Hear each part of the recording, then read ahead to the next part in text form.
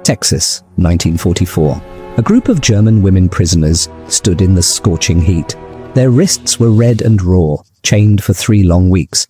They had crossed an ocean, expecting torture, expecting starvation, expecting the worst. But then a cowboy walked toward them. He wasn't carrying a weapon, he was carrying bolt cutters. He looked at their chains, looked at their frightened faces. Then he said something that made every woman freeze in shock. 5 simple words, words that would haunt them for the rest of their lives. "You won't need these here." The chains hit the ground. The women couldn't move, couldn't speak, couldn't believe what just happened.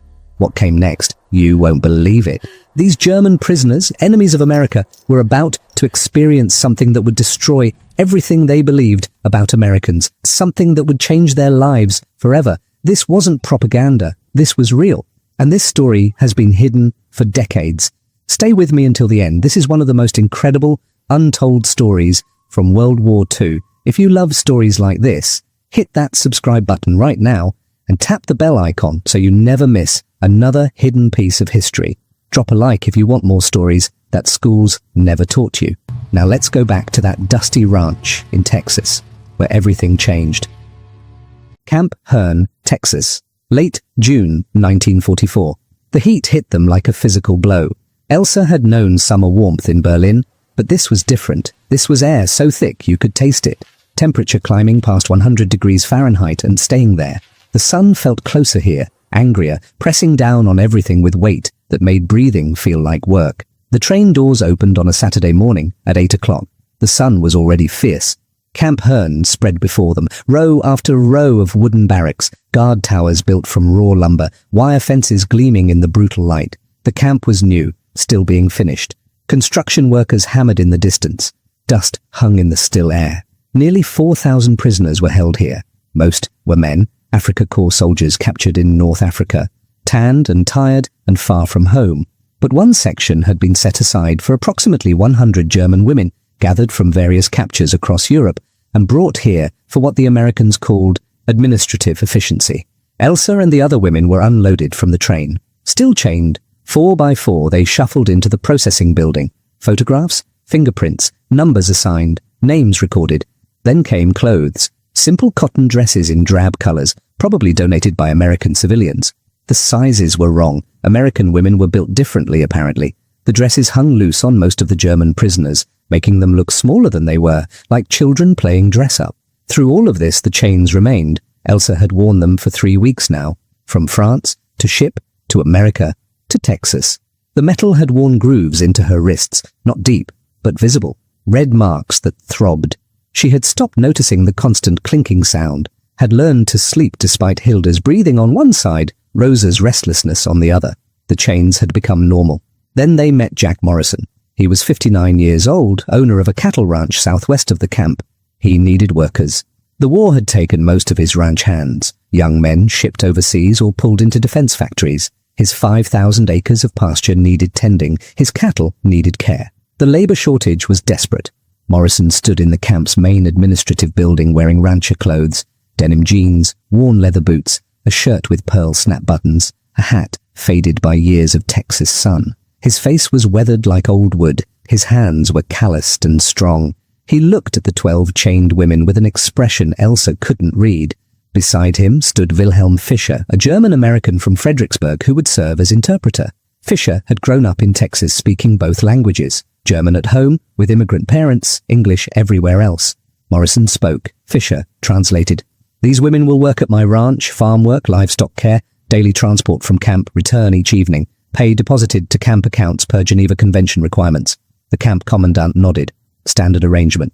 Morrison kept looking at the chains, at the red marks on wrists, at 4 women linked together like criminals. His jaw tightened. He said something sharp in English, directed at the commandant. Fischer hesitated, then translated. "Mr. Morrison wants to know why they're still chained." "Security protocol," the commandant replied stiffly. "They're enemy military personnel, trained, potentially dangerous." Morrison's response was longer, harder. His tone left no room for argument. Fischer translated carefully. "Mr. Morrison says chains are dangerous around livestock, could catch on equipment, could cause injury to workers and animals. He says he won't take them chained. Says if they're too dangerous to unchain, they're too dangerous for ranch work, and he'll find other labor." Silence filled the room. The commandant's face showed he'd had this argument before. Civilian contractors had leverage, the labor shortage was real, and Morrison clearly wasn't bluffing. The commandant made his decision. "Remove the chains." Elsa's heart stopped. A guard approached with keys. The metallic click of locks opening sounded impossibly loud. The mechanism connecting Elsa to Hilda released, then Rosa, then Hannelore. The chains fell. The sound of metal hitting concrete echoed through the building like a thunderclap. Elsa stared at her wrists. The grooves were still there. Red. Sore. Strange. She lifted her arms experimentally, amazed at the freedom, at the absence of weight pulling her back. Around her, other women touched their wrists gently. Some stood frozen, overwhelmed. Hannelore cried silent tears. She quickly wiped away. Morrison stepped forward, spoke through Fisher. "You'll work hard. We'll treat you fair. You need something, you tell the foreman. You have problems, while you report them. That's the deal." He paused, looked each woman in the eye, then added, "And you won't need chains here. Not on my ranch. Your people first, prisoners second." Fisher's voice wavered slightly, translating that last part, as if uncertain he'd heard correctly. People first, prisoners second. The words hung in the Texas heat like something sacred. That night, Elsa lay in her bunker alone for the first time in weeks, unchained, able to move freely. She couldn't sleep. Freedom felt too strange. Monday morning arrived hot and bright. 12 German women climbed into the back of a military truck at dawn. No chains, just 2 guards with rifles who looked bored rather than alert. The truck rumbled southwest through flat Texas landscape. Endless sky, scattered cattle, barbed wire fences running to horizons. 12 miles later, they arrived at Morrison Ranch. The ranch was vast, 5,000 acres of rolling pasture land. Cattle dotted the distance like toys. Windmills turned slowly in the morning breeze, pumping water from deep underground. The main house was white-clabbered, with a wide porch surrounded by ancient oak trees that provided the only shade for miles. Barns and corrals clustered nearby, painted red, the wood silvered by decades of sun.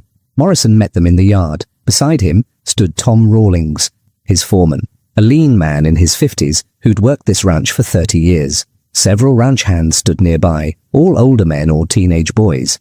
The prime age workers had gone to war or taken higher-paying factory jobs, leaving ranches desperately short of help. Through Fisher, Morrison explained the work. Some women would tend the large vegetable garden that fed the ranch household and supplied produce for town markets. Others would handle livestock, feeding, watering, general maintenance. Still others would repair fences, a never-ending task on a ranch this size, where cattle and weather constantly tested the wire. Elsa was assigned to livestock work along with 5 other women, including Hilda and Rosa. Hannelore, because of her pregnancy, received lighter duty in the garden. They were given work gloves, heavy leather, worn but functional, too large for women's hands but serviceable. Morrison demonstrated how to use a pitchfork to toss hay into feeding troughs, how to pump water into metal tanks, how to move around cattle safely without startling them. Then they began. The work was brutal. Radio operation required mental focus but not muscle. This was different, lifting hay bales, hauling water buckets, walking miles across open pasture, checking fence lines. By mid-morning, Elsa's back ached. By noon, her hands were blistered despite the gloves, but she wasn't chained. That awareness returned constantly, surprising her each time. Every movement, reaching for hay, stretching to fill a water tank, walking freely across open ground, reminded her of freedom she'd stopped expecting. At noon, Morrison's wife appeared. Sarah Morrison was a practical woman in her 50s, kind in a no-nonsense way. She brought lunch on wooden trays, sandwiches made with thick bread and actual meat, fresh fruit, and a large pitcher of lemonade beaded with condensation. The women ate in the shade of a massive live oak. The guards sat nearby but didn't hover. Mrs. Morrison served the food with small gestures that conveyed respect. She placed plates in hands rather than dropping them on the ground. She made sure everyone had enough. When the first pitcher of lemonade emptied, she brought more without being asked. The lemonade was a revelation. Cold, sweet, tart. Shocking after weeks of tepid water and bitter coffee. Elsa drank slowly, trying to make it last, trying to memorize this taste. It felt like kindness, made liquid. Like proof that the world still contained sweetness, even for prisoners. Rosa spoke quietly in German. "This is strange." "What is?" Hilda asked. "All of it. The work, the food, the way they treat us." "Like people," Hilda said softly. "Like we're just workers," Rosa added. "Not enemies." Elsa wiped sweat from her forehead. "Maybe here we are. Maybe the war is somewhere else. Maybe on this ranch, we're just people who need work, and they're just people who need workers." The others were quiet, considering. If nationality and war could be temporarily suspended, if enemy status was contextual rather than absolute, then everything they'd been taught was more complicated than they'd believed.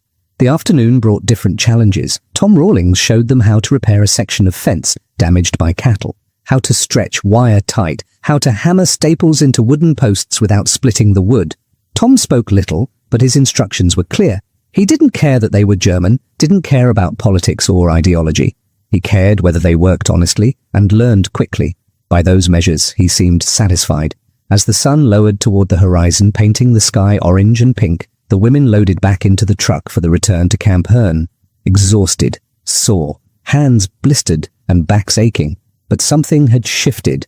They had worked an honest day, had been treated fairly, had drunk cold lemonade under Texas sky, and been called by their names instead of their numbers. The chains were gone, and the world hadn't ended. 3 weeks into the work, Morrison had a problem. A cow had died giving birth. The calf survived, barely.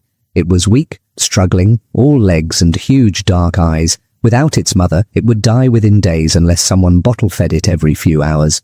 Morrison walked into the barn where Elsa was stacking hay bales. He said something to Fisher, who translated.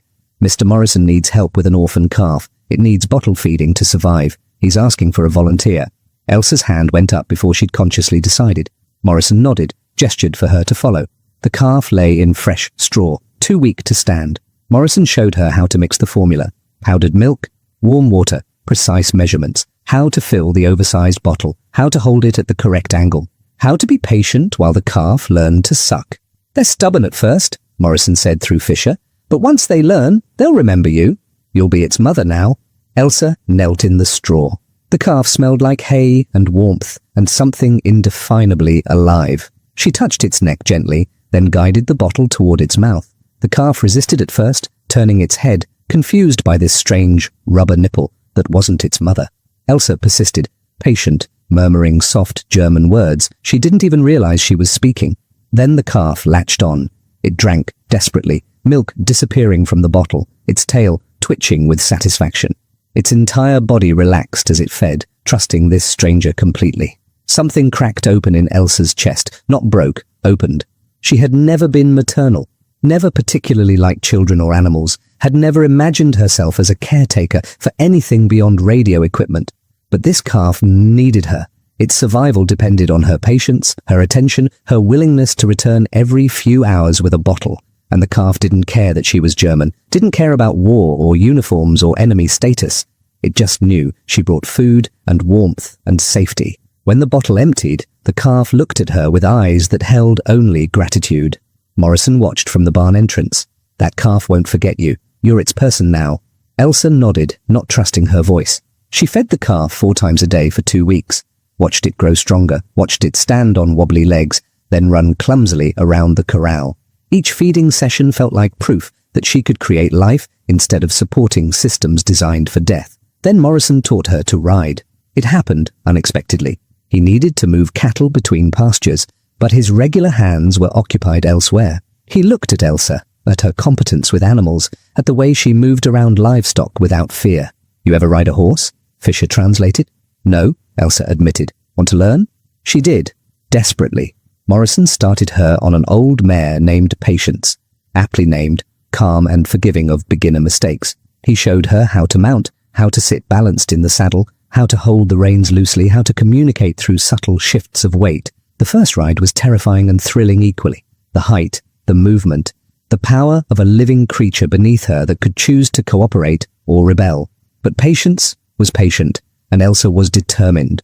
By the 3rd lesson, she could walk the horse, confidently. By the 5th, she could trot without panic. By the 10th, Morrison trusted her enough to help move small groups of cattle between pastures. Faint white lines remained where chains had marked her skin for 3 weeks. Then the news came. Germany was losing badly. The Allies were advancing from all sides. The war would end soon, maybe months, maybe a year. Prisoners would eventually be repatriated, sent home to whatever remained of their country. Morrison gathered all 20 German women in the barn on a Saturday afternoon in late September. The air smelled of hay and leather and the lingering warmth of the day. Golden light slanted through gaps in the wood. Fisher stood ready to translate. Morrison removed his hat, held it in weathered hands, looked at each woman in turn. Then he spoke. "You folks have worked here 4 months now. Good, honest work. Some of you," he nodded at Elsa, "have become genuinely skilled at ranch tasks most city people never learn." Fisher translated carefully. Morrison continued. "When you first arrived, chained, looking scared and worn down, I wasn't sure this would work. Wasn't sure prisoners could be trusted without constant watching. Wasn't sure Germans would take direction from Americans. Wasn't sure about a lot of things." He paused, choosing his words. "But you proved something important. You proved that people are people, regardless of which side of a war they're on. You proved that given decent treatment and real work, most folks respond with decent effort. You proved that chains and fear aren't necessary, just respect and fair dealing." The women listened in silence. Some understood English well enough now to catch his meaning before Fisher translated. Others waited for the German words. Morrison wasn't finished. "The war will end. You'll go home to Germany. What you'll find there, I don't know. Probably hardship, probably destruction, probably years of rebuilding." His voice softened. "But I want you to remember something. You're not prisoners first. You're not Germans first. You're people first. People with skills and worth and dignity that exists no matter what nations do, no matter who wins wars, no matter what." He looked directly at Elsa. "You became a cowgirl in Texas. That wasn't in any plan you made for your life, but you did it, became excellent at it. That's who you are, someone capable of learning hard things, adapting to impossible situations, doing difficult work with skill and grace." Fisher's voice wavered slightly, translating those last words. The compliment was so unexpected, so genuine, that several women real work that freed his experienced hands for harder tasks. The transformation was remarkable. Elsa Richter, radio operator from Berlin, was becoming a cowgirl in Texas. She learned the ranch's geography, every pasture, every water source, every gate and fence line, learned which cattle were calm and which were difficult, learned to read weather in cloud formations and wind direction, learned to judge time by sun position instead of clocks. Her body changed too. Muscles developed in her arms, shoulders and legs. Her hands grew calloused, no longer soft from office work. Her skin darkened from constant sun. She became stronger than she'd ever been. Tom Rawlings noticed. One afternoon, working together to repair a windmill, he said in his slow drawl, "You got a natural feel for this work. Most city folks never develop it." "Berlin is very different from here," Elsa replied in careful English. Tom nodded. "War's a strange thing. Takes people from where they belong and drops them somewhere unexpected. Sometimes they find they belong in the new place better than the old." Elsa had no answer, but she thought about his words that night in her bunk. She thought about the calf that knew her voice, the horse that responded to her commands, the fence she'd repaired that would stand for years, the work that left her exhausted but satisfied in ways radio operation never had. She was still a prisoner, but she was also someone's person, someone capable, someone who mattered. The chains were gone from her wrists. She was beginning to feel them lift from her mind too. September 1944. The work continued through summer heat into autumn. 20 German women now worked at Morrison Ranch regularly. The program had expanded as word spread of the labor quality. The cattle were fed. The fences stood strong. The vegetable garden produced bushels of tomatoes, beans and squash.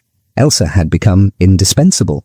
She could ride as well as any ranch hand, could bottle feed calves, repair windmills, move cattle across pastures with quiet confidence. Tom Rawlings told Morrison she was the best worker he'd supervised in years, man or woman, prisoner or free. Her English improved rapidly through daily use. She understood Tom's drawl now, caught Morrison's dry humor, could joke with the younger ranch hands in simple sentences that made them laugh. The grooves on her wrists had faded completely. Only Finn's eyes filled with tears. Morrison concluded, "When you go home, don't let anyone reduce you to just a nationality, or just an enemy, or just whatever category they want. You're more than categories. You're individuals. Remember that." Silence filled the barn. Dust motes drifted in golden light. A horse stamped in a nearby stall. Somewhere outside, cattle lowed softly. Morrison gave each woman a parting gift. Work gloves, leather-worn but functional, and a handwritten note expressing gratitude for their labor. Elsa's note included an extra line in Morrison's careful handwriting. "You're welcome back if you ever want to visit. A cowgirl always has a place on this ranch." She folded the note carefully, placed it in her pocket next to a photograph of her parents, taken before the war. That evening, back at Camp Hearn, Hilda asked quietly, "What do you think he meant? People first?" Elsa was silent for a long moment. Then, "He meant the chains were never necessary. He meant we were always people, even when others saw us as threats. He meant who we are matters more than what side we fought on. Do you believe that? Rosa asked. I do now, Elsa said. I didn't when we arrived, but I do now. Around them, other women nodded slowly. Morrison had removed their chains on the first day, but today he'd told them why. May 8th, 1945, Germany surrendered. The news reached Camp Herne through official channels, a commandant's announcement, formal notification that the war in Europe had ended. The reaction among prisoners was mixed. Some felt relief, others devastation. Most felt numb, too overwhelmed to process what it meant. Elsa felt strangely disconnected. The war had been happening somewhere else for months. A distant abstraction while she fed calves and rode horses and repaired fences in Texas. Its end changed nothing immediately. She was still a prisoner, still working Morrison Ranch. The surrender was theoretically significant but practically altered little in her daily life. But gradually, changes accumulated. Talk of repatriation began, processing schedules, transportation arrangements. The massive bureaucratic effort to return millions of displaced persons and prisoners to homelands transformed by defeat and occupation. Elsa was repatriated in August 1945. The journey reversed her arrival. Trucks to trains to ships across the Atlantic. But this time, no chains, no armed guards treating her like a threat, just exhausted people heading toward uncertain futures. She arrived in Hamburg, which was barely recognizable. Where a city had stood, now rubble stretched for miles. Buildings reduced to skeletal frames, streets buried under debris, the smell of dust and death still lingering months after the bombing stopped.